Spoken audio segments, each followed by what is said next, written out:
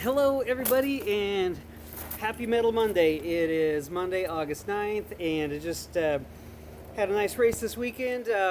Just to share a little recap. It's the venue where I really fell in love with Spartan racing, my first race ever, and I just I actually run across an ad on accident back in 2011. Had never even heard of Spartan Race, which that was just when they had gotten started doing events outside of the death race concept. So I signed up for the one that they had in Washington 2012 there in Washougal, and I just loved it. Loved it so much. I paid for the next year's race there on the spot, so of course no event in August of 2020 with what was going on, but there's been 9 events at Washougal and with Spartan Race, and I've never missed one. I've been at every one. So 9 times now to the Washougal event, and was really looking forward to it because it is the place where I fell in love with Spartan racing.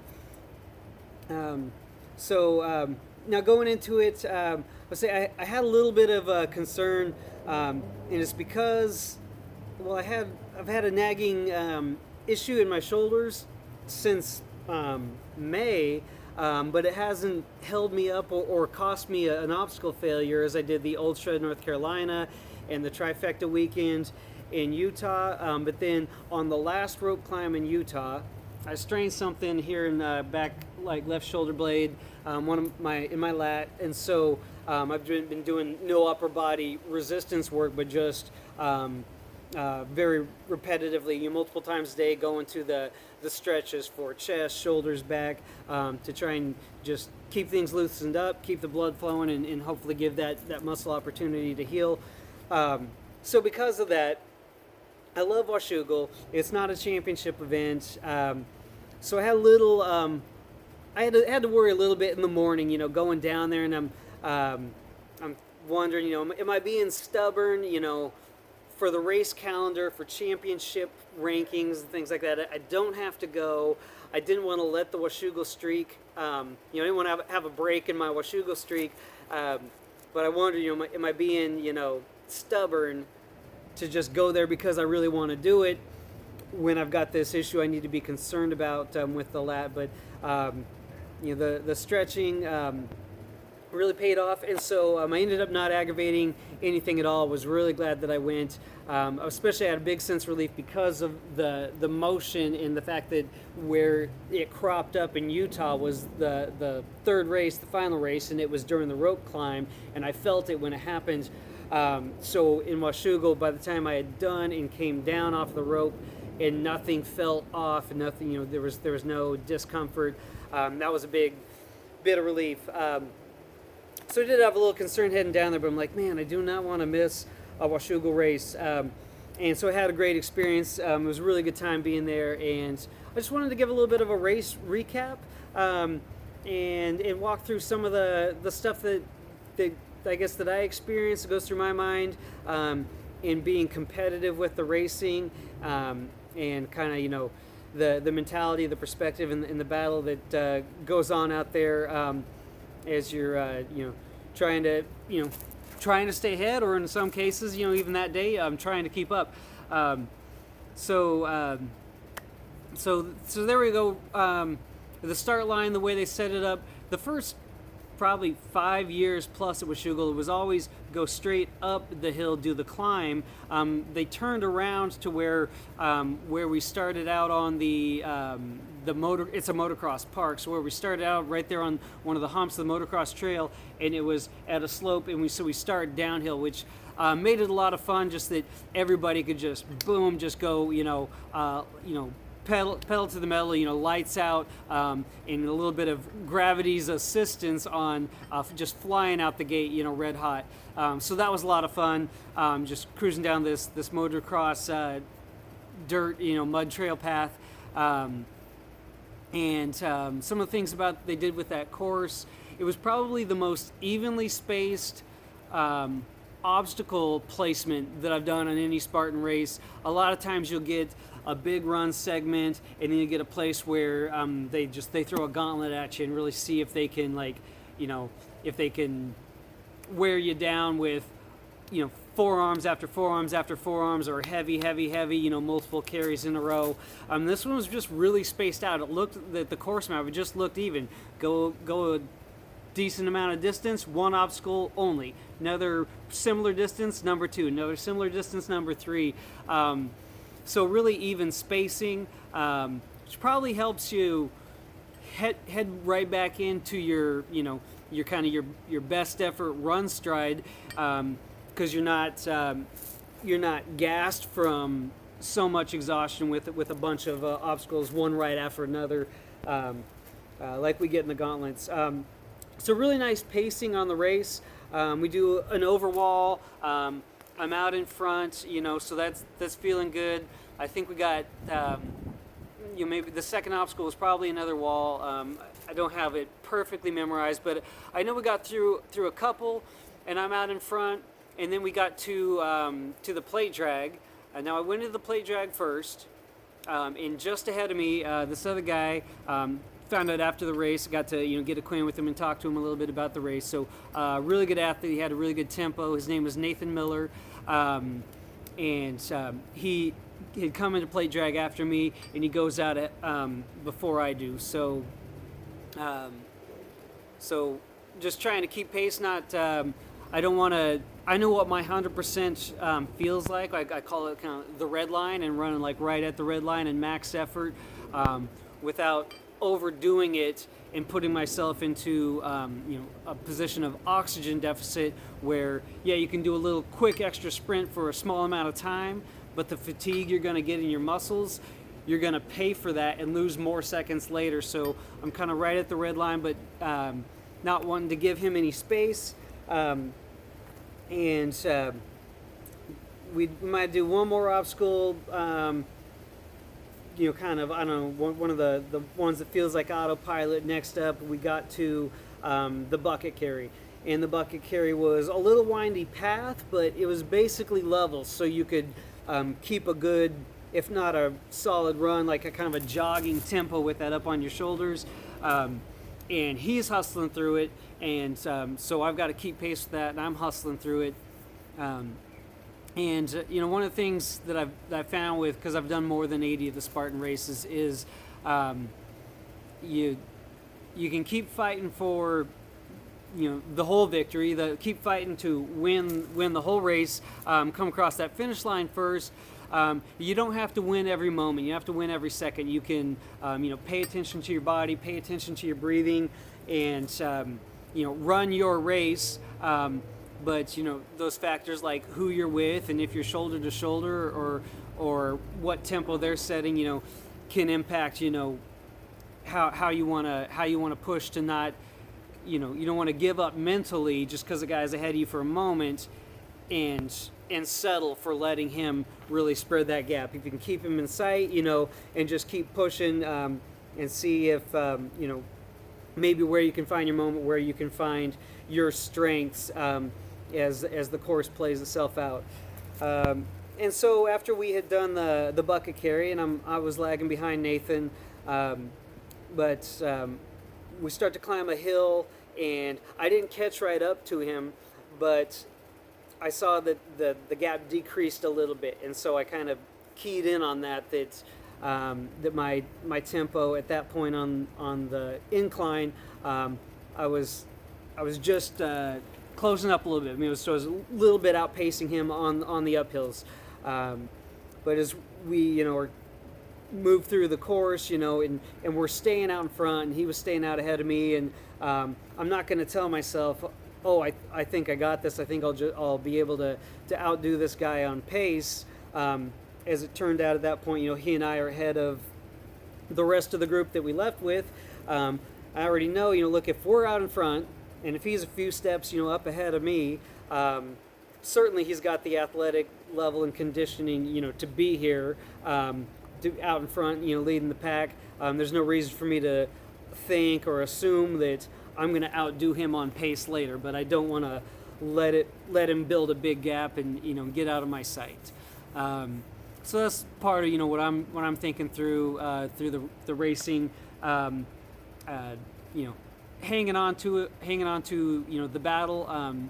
and still running my race, not trying to overdo it for a second if it's gonna cost me more in terms of my ability to perform, over fatiguing, particular muscle group, for a short 2-second victory kind of thing.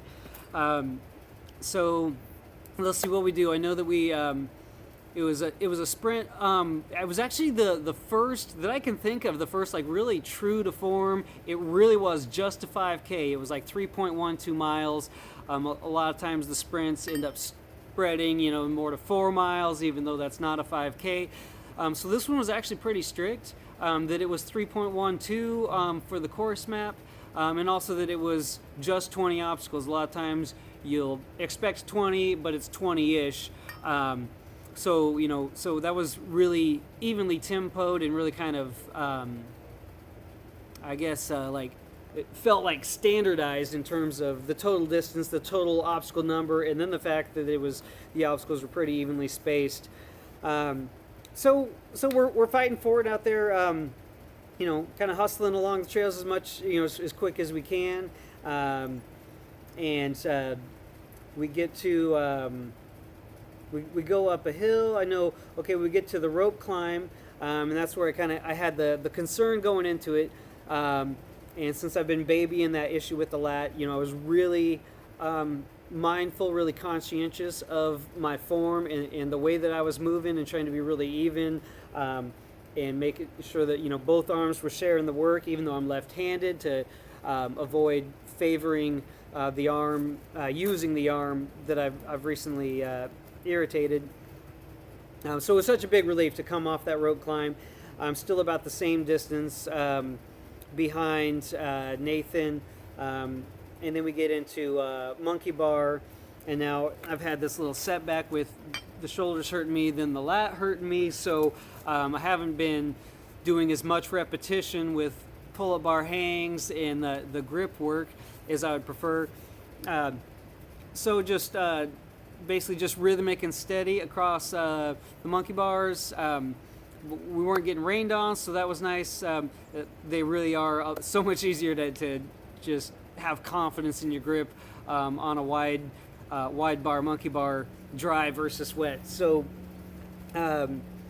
I keep noticing during the little battle there with Nathan that if we were on a hill and I was behind, I was gaining a little bit and close it up, so keeping it tight. So I thought, okay, I need to keep playing to that strength, but definitely he had a great tempo and certainly the good he was equal to me, equal or better, on the flats, which is a place that I've had some pretty good performance and good strength.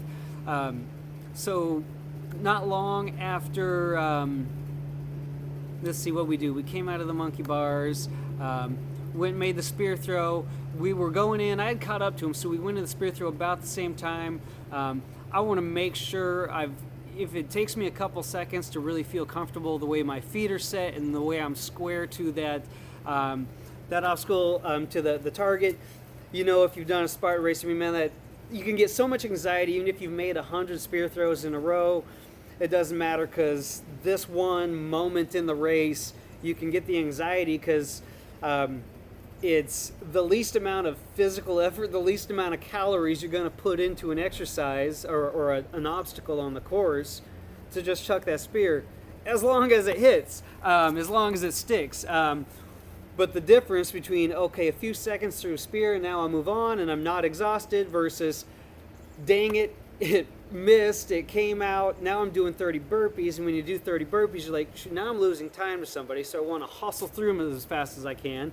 That's exhausting, and so when you come up from it, you're thinking, I'm motivated to run fast because I need to make up all this time I just wasted doing burpees, except it's that much harder for me to run fast because I just exhausted myself doing burpees quickly. So you can get that, the anxiety can throw off your game. So yeah, I took a couple seconds to make sure, my feet are how I wanted them, the rope is where I wanted it to be to throw that spear. So Nathan got a little bit of a lead on me of just, a few seconds. But again, his run tempo was great, so I wasn't, running him down with any kind of ease. I know we did some winding through the trails. I don't have exactly memorized the obstacle sequence. and we came on one of the obstacles, and Nathan's ahead of me, and we're going into the bear crawl and the barbed wire, and that's these rolling mud hills, and I know I have a really good fast tempo on whether it's a kind of a forward crawl or with the lower wire. If I see the barbed wire not giving me as much room, I'll take kind of more of a sideways approach. But I'm touching down with the hands and kind of the toes. But I saw him go into it and he started rolling. And my experience has been that I can outpace people who are doing the roll under the barbed wire versus the way that I crawl. So I said, okay, this is my moment. I got to go for it now. I got to, no matter how heavy I'm breathing, I got to hit this crawl faster than he's rolling, and that works to my advantage. So that I entered the barbed wire just a little bit behind him. I came out. I didn't stop to check the watch, but it seemed like I might have come out about 5 seconds ahead, exiting the barbed wire crawl, and that was the moment where I got the lead. And knowing it's not a long race, I can see we're gonna, climb one more hill, do a sandbag, but we're not gonna go uphill for long, and it's gonna be the downhill stuff. And I could tell through that course of the day, I was not outdoing Nathan on any of the downhill or any of the flat. I really needed to keep any lead I was gonna get on that last climb. So my motivation was there, and capitalized on that little bit of advantage I got with the barbed wire crawl. And so there we go. We do a sandbag. He gained on me a bit so that I was ahead of him to start the sandbag. I did drop before he did, but barely. It was like a step or two ahead where I'm dumping, and I can feel his footsteps right behind me. And so it was my last chance to just grind as hard as I can on the next uphill because we're about out of hills to climb. And so it worked out. That I was able to hang on to it at that point with that climb. What we get, it must have been the multi-rig after that last climb. Again, it was dry, so not a big risk with losing my grip wet.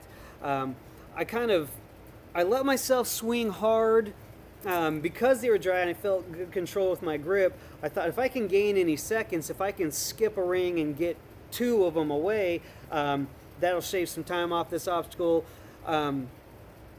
And just the way that they were spaced, I had got a good hard swing. I did this a couple of times. I got enough that I could reach past the ring that was next, but it wasn't enough. It felt like it was too much of sort of extending with hope to get that second ring, and I don't want to be doing burpees at that point in time. So I said, okay, fine, just play it safe and just one right after another.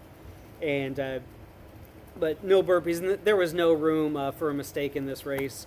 There isn't a lot of times. There isn't even on a beast, but when it's a lightning fast, barely over the 3 mile mark sprint, anybody you're close to, one guy does burpees, that's it. That's game over. You might go from first to fourth, stopping to do burpees. So got through that rig. And seeing that he was entering, but he was behind me, and I had this little bit of a lead. I just knew I had to. I think there was one more little hill there. It was short lived, but still, I just have to grind this out as fast as I can, and push without doing a face plant on the downhills. I remember at the 2 mile mark, my mind said, "Okay, here we are halfway through," forgetting for the moment that it was actually just that 3.1. It was barely over, so it felt like it was just over so fast. It was my shortest time on a Spartan sprint at 30 minutes and 59 seconds. But yeah, once I realized we're turning down this hill, and I knew from the obstacle list there's nothing left to fail at that point in time. It was some the mud in the dunk wall, the slip wall, a Herc hoist, and that's it. So I just knew to just give it 100%. The approach that I take with the competitive racing, no matter how you feel, especially as that finish line's approach, but no matter how you feel, even in the middle of a beast, your legs, your lungs might be crying out, "Hey, I want you to take it easy, slow down." I just remind myself, you got all the time in the world. Even if I have a tight schedule, if I got a plane to catch, I still look at it mentally as you got all the time in the world to rest after the finish line.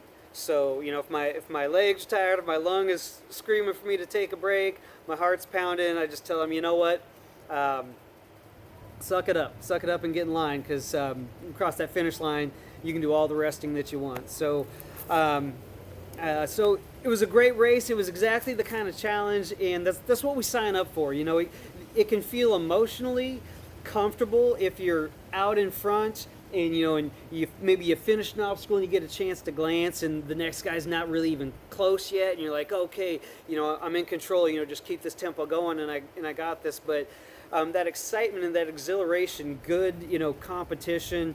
Another great athlete that you're shoulder to shoulder, and you got really no chance to overcome a mistake. You're going to have to execute everything. You can't afford burpees. That's the kind of challenge that's exciting and that you remember and that sticks with you after the race. So, I got exactly what I was looking for that day. Challenging and exciting. I ended up 28 seconds for the finish, 28 seconds ahead of Nathan. Found out after the race that he was in 40 to 44 group. I'm in 45 to 49. So he ran a great race. He won his age group. He got a gold medal on the podium too.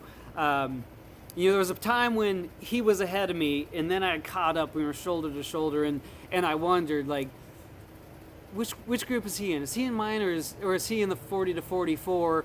And we were shoulder to shoulder, and I was like, I could ask. We don't have time with running hard, time for a lot of talking, but I could have asked, and I thought to myself, no, I don't even want to know. I want to race this guy, and I don't want to find out, because what if I did ask and he says he's 40 to 44? Then what would happen? Would I feel relaxed? Would I give myself permission, like, oh, well, you don't have to beat him because you could still get a gold even if he stays ahead of you? I didn't want to be there mentally. I wanted to just race and be racing, and he's another competitor on the course. If he wins and he beats me, good, then he earned it. But I'm going to push myself and see what I can do. So I didn't want to know during the course of the event. But as it turns out, good on him. Afterwards, find out, okay, so he's in 40 to 44. He earned a gold medal, and he got the second. I got the number one overall time for the age group that day in Washougal, and he got second fastest time. So it was really good competition, really fun. Didn't aggravate the back issue. I've continued back onto my stretches, just trying to nurse that and take care of that. I've been able to add, since nothing aggravated, I've added to the stretches now some really lightweight resistance stuff. I'm smirking now because I was talking to my wife about what kind of weight I normally do and what kind of weight qualifies as rehab work. And, I'm like, instead of 130, I'm doing this 20 pounds over here, and she's like, were you like, hey ladies, check this out? I'm like, yeah. I said, so I always do. No, not real impressive on the amount of weight that's pushing, but I'm glad to be able to start adding back in just some of that, going through, doing the range of motion and giving those muscles some work, and and generating that blood flow, and that nothing's getting aggravated. So that's good. Washougal was awesome. The weather was nice to us. I got a chance to stop by an awesome bakery on my way home in Olympia, a cool little European bakery there called Wagner's that I'd never been to. They had some great stuff. Took care of myself, even with having a couple of nagging issues. Had no issue out on a race. And then I'm home in my bedroom that's not dark, with the same bed that's been in the same spot for 11 years. And I'm walking sort of past it. They didn't walk past it. I walked into it and whacked the heck out of my toe, and it looks bad. And I actually popped into the clinic today. I got an x-ray because I'm not 100% sure if I have like a sprain or like might have actually broken my toe. It's the left side, one in from the pinky. I might have broken my toe doing something as mundane as walking past my bed. I go out and do extreme races, and lift heavy things and climb ropes and vertical cargo nets and all this stuff, even while I'm nursing a physical issue, and come out fine and walking past the bed. So I'm gonna find out what's going on with the X-ray, which stinks because I gotta treat it carefully till I find out, what I should and shouldn't be doing in terms of impact and running and whatever. But hopefully, hopefully that all goes well. But Washougal was great. So got another sprint under the belt. That is my eighth race of 2021. Assuming the toe issue doesn't knock me off my plan, I've got 8 more races coming up. Spartan 2021, got a nice age group win. That's exciting. It was a great time racing with such a good athlete out there, and got to see a bunch of friends. Of course, my friend Mike Aguera, as always, killed it and he's 50. He's 50 and he's crushing Spartan races and in the top finishers of all the age groups, and he's 50. So that's awesome. Aging well, that's for sure.